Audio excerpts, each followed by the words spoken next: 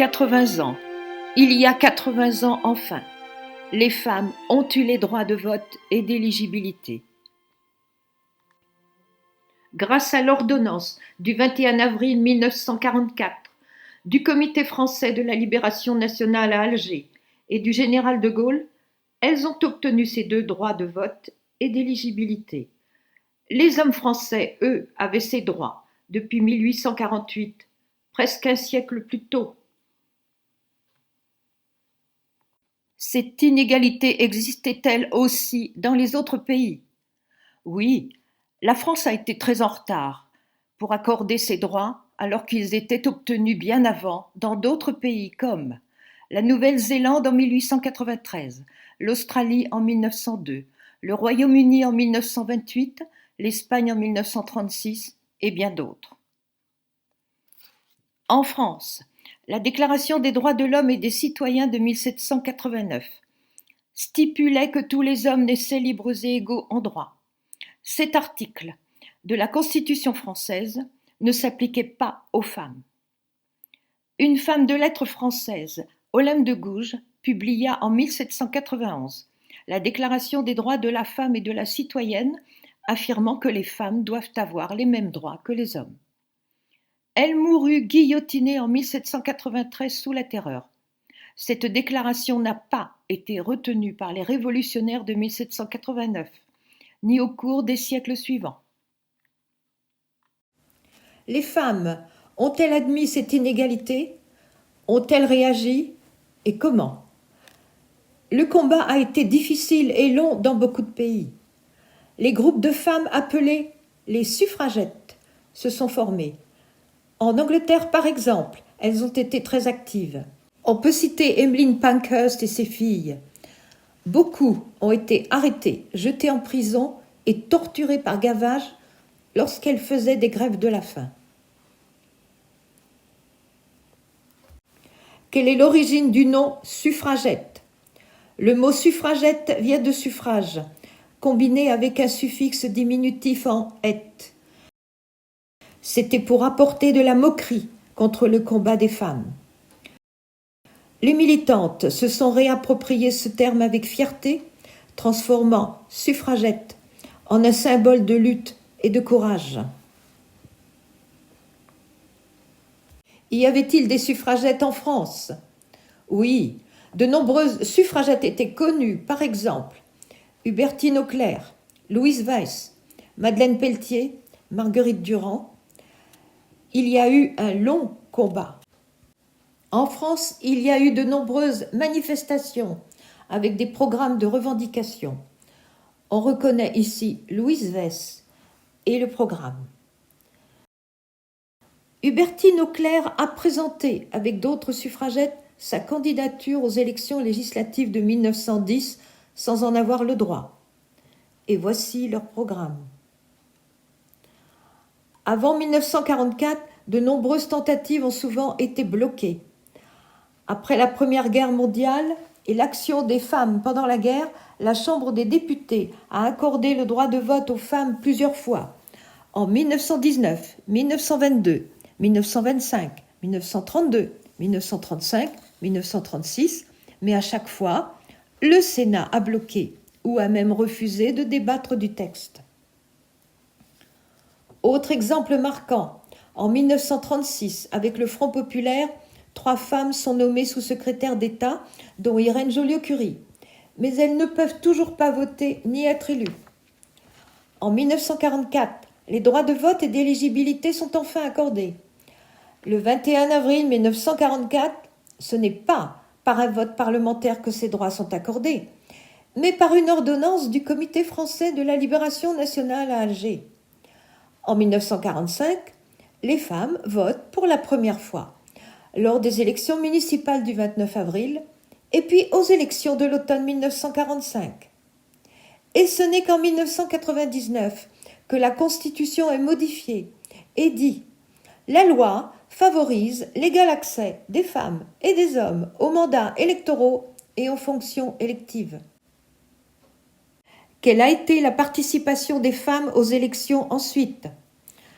Elle reste dans un premier temps inférieure à celle des hommes.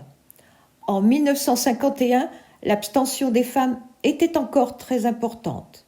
Et c'est dans les années 1970 que la participation féminine se rapproche de celle des hommes, mais la majorité des candidats restent des hommes. Actuellement, les taux de participation aux élections sont identiques. En 1945, il y a révision des listes électorales.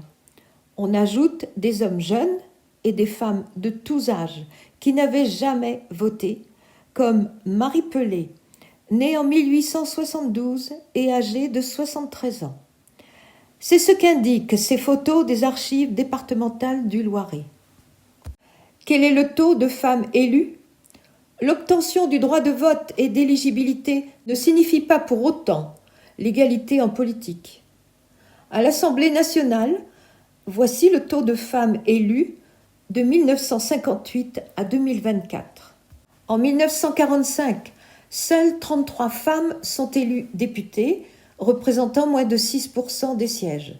En 1995, ce taux n'a pas augmenté et il y a démarrage dans les années 90 du large mouvement réclamant la parité politique.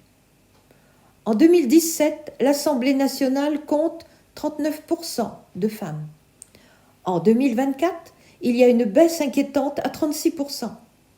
Malgré des mécanismes de pénalité financière appliqués au début du XXIe siècle pour inciter les partis à présenter un nombre équilibré de candidates et de candidats aux élections législatives.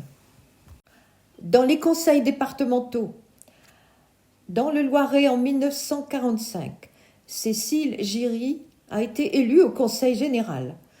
Voici le bulletin de vote avec le prénom de son mari, ainsi que le procès-verbal de l'élection. Cécile Giry est élue vice-présidente et ses actions dans la technique pour électrification et engrais étaient bien loin des stéréotypes trop souvent constatés aujourd'hui. Ainsi en témoignent ces documents des archives du Loiret. En 1979, il y avait aussi une seule femme conseillère générale du Loiret, Christiane Saraille, comme on voit sur cette photo. En France, jusqu'en 2015, certains conseils départementaux ne comportaient que des hommes. La loi du 17 mai 2013 a mis en œuvre la parité en instaurant le principe du binôme paritaire femmes-hommes pour chaque canton. Ainsi, aux élections de 2015, le taux de femmes conseillères départementales est passé de 14% à 50% en un seul jour. Dans les conseils municipaux, ces articles de presse du 5 mai 1945 du journal Le Courrier du Loiret indiquent un résultat des élections municipales de Pithiviers pour des femmes candidates.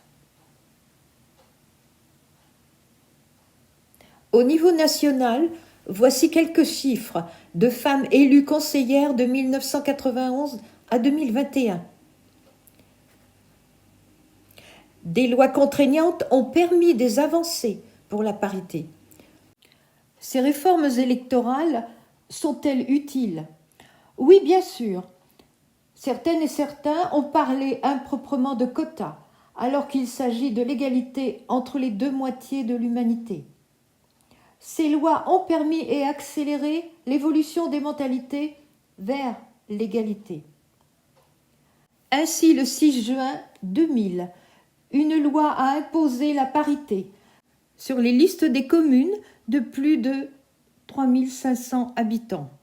En 2007, une loi a imposé la parité entre adjointes et adjoints.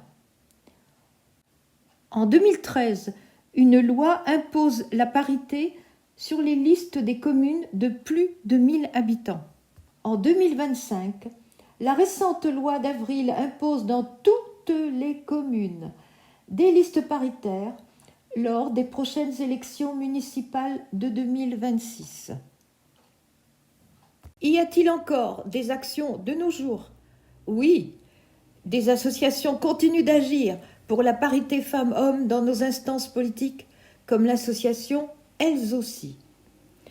Elles aussi est un réseau pluraliste indépendant des partis politiques nés en 1992. Elles aussi œuvrent pour la parité dans les instances élues politiques. C'est l'expression de l'égalité femmes-hommes et l'utilisation de toutes les compétences. Elles aussi mènent des actions de sensibilisation pour l'égalité femmes-hommes, malgré les anciennes habitudes inégalitaires, pour encourager les candidatures des femmes dans toutes les élections, dans tous les domaines et à tout niveau de responsabilité. N'y a-t-il pas eu des progrès ? Oui, en effet, il y a eu, avec les lois contraignantes récentes, des progrès indéniables, et heureusement. Mais des forts déséquilibres demeurent. Notamment, dans les intercommunalités, il y a 89% de présidents hommes, 75% de vice-présidents et 64% de conseillers hommes.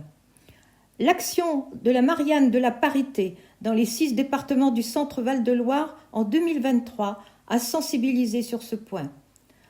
Dans les communes, il y a 80% de maires hommes, 67% d'hommes premiers adjoints. Dans les conseils des communes de moins de 1000 habitants, on est loin de la parité, avec 62,4% d'hommes.